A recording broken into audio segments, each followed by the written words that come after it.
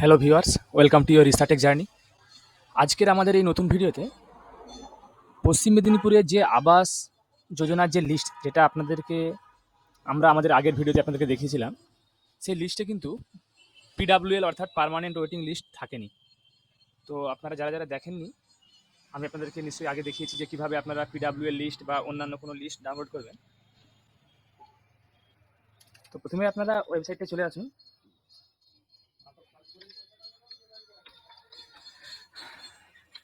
পশ্চিম মেদিনীপুরের যে official website,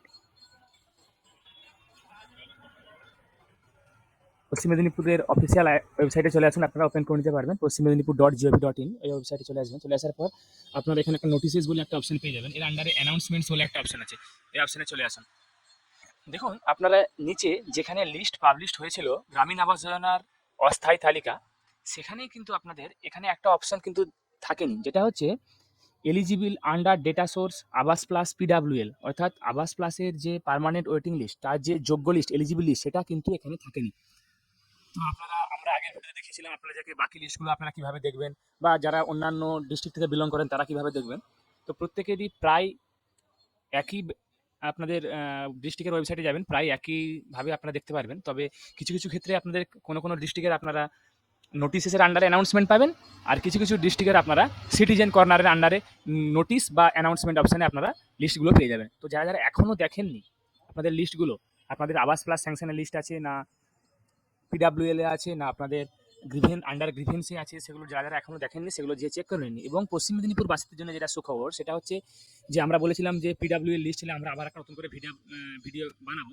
তো যেহেতু পিডাব্লিউএল লিস্ট চলে এসেছে, তাই আমরা আবার একটা নতুন ভিডিও বানালাম। তো আপনারা দেখে নিন, এখানে অপশন আপনারা ডিরেক্টলি দেখতে পেয়ে যাবেন এলিজিবল আন্ডার ডেটা, সরি, আপনারা এখানে দেখতে পেয়ে যাবেন এলিজিবল আন্ডার ডেটা সোর্স আবাস প্লাস পিডাব্লিউএল।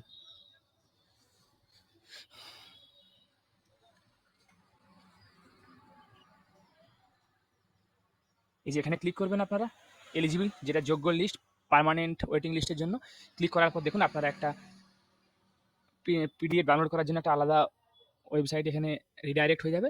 এখানে টোটাল লিস্ট আছে পশ্চিম মেদিনীপুরের, যেখানে আপনারা পার্মানেন্ট ওয়েটিং লিস্টটা দেখতে পাবেন পুরো ডিটেলস সহ। আপনারা কিন্তু যেরকম আগে আপনাদেরকে দেখেছিলাম পুরো ব্লক, গ্রাম পঞ্চায়েত, ভিলেজ, বা আপনাদের রেফারেন্স আইডি, বেনিফিশিয়ারি নেম এবং বাবার নাম, পুরোপুরি ডিটেলস অনুযায়ী আপনারা এখানে দেখে নিতে পারবেন। দেখুন এখানে পুরোপুরি লিস্ট দেওয়া আছে।